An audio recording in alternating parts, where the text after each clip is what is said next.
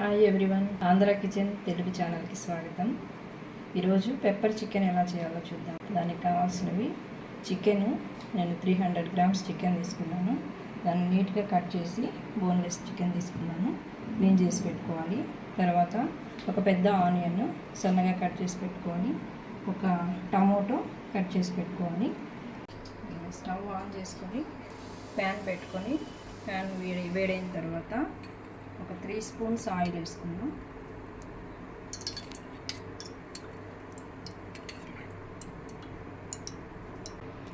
Oil వేడైంది.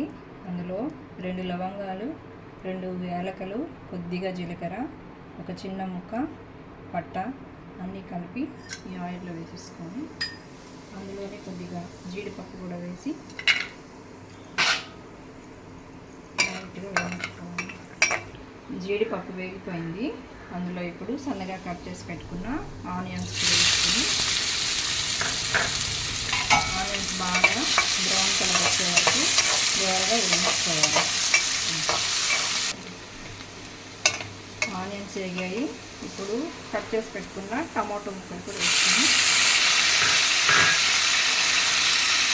అందులోనే ఒక స్పూన్ సాల్ట్ వేసుకొని ఈ టమాటో కూడా బాగా మెరిగే వరకు కలుపుకోవాలి. టమాటో బాగా వేగిపోయింది, బాగా క్రీమీగా అయిపోయింది. ఈ టైంలో మనం ఒక 1/2 స్పూన్ జింజర్ గార్లిక్ పేస్ట్ మనం తీసుకున్న చికెన్కి అదైతే సరిపోతుంది. దాన్ని కూడా వేసి బాగా ఫ్రై చేసుకోవాలి. జింజర్ గార్లిక్ పేస్ట్ కూడా వేగిపోయింది. మనం తీసి ఉంచుకున్న చికెన్ ముక్కలు అందులో పెట్టి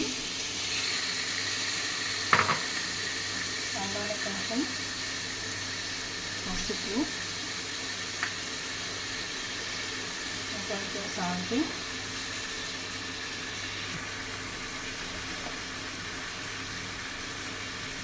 ఒక 1/2 స్పూన్ కారం బాగా కలిపి బాగా కలిసేలాగా కలిపేసి కొద్దిసేపు ఒక 5-6 నిమిషాలు మీడియం ఫ్లేమ్లో పెట్టి మూత పెట్టేసినప్పుడు చికెన్లో నుంచి వాటర్ అంతా బయటకు వచ్చేస్తుంది. అప్పటికి చికెన్ హాఫ్ కుక్ అయిపోతుంది. ఒక 5 మినిట్స్ మూత పెట్టేసి ఉడికిస్తుంది.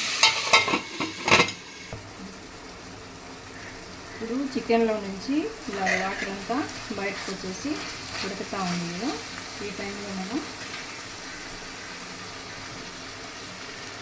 చిన్న స్పూన్తో ఒక 2 స్పూన్లు ధనియాల పొడి, ఒక 1 స్పూను జీలకర్ర పొడి వేసి బాగా కలుపుకోవాలి. బాగా కలిపి అందులోనే ఒక 1/4 కప్పు వాటర్ పోసి చికెన్ బాగా మెత్తగా ఉడికించుకోవాలి. మీడియం ఫ్లేమ్లో పెట్టేసి ఈ వాటర్ అంతా డ్రై అయ్యే వరకు చికెన్ బాగా ఉడికించుకున్నాము. బాగా డ్రై అయ్యే వరకు ఉడికించుకున్నాము.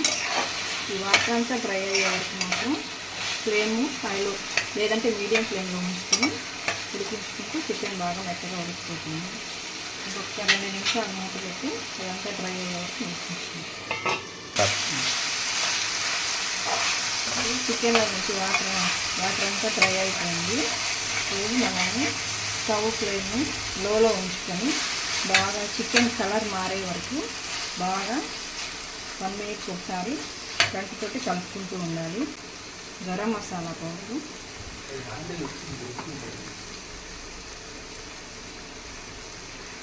స్పూన్ పెప్పరు చల్లి ఇదంతా డ్రైగా కలర్ మారే వరకు ఇలాగా ఫ్రై చేసుకుంటూ ఉండాలి. రెడీ అవుతూ ఉంది. కలర్ కూడా కొద్దిగా చేంజ్ అయిపోయింది. తర్వాత దీంట్లో ఫైనల్గా సాల్ట్ చెక్ చేసుకొని కొద్దిగా సాల్ట్ తక్కువ అనిపిస్తుంది, నేను కొంచెం వేసుకుంటున్నాను. అందులోనే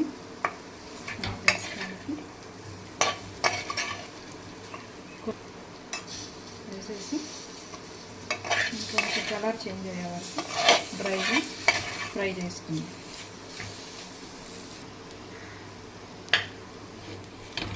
చికెన్ అంతా డ్రైగా ఉడికిపోయింది, డ్రైగా వేగిపోయింది.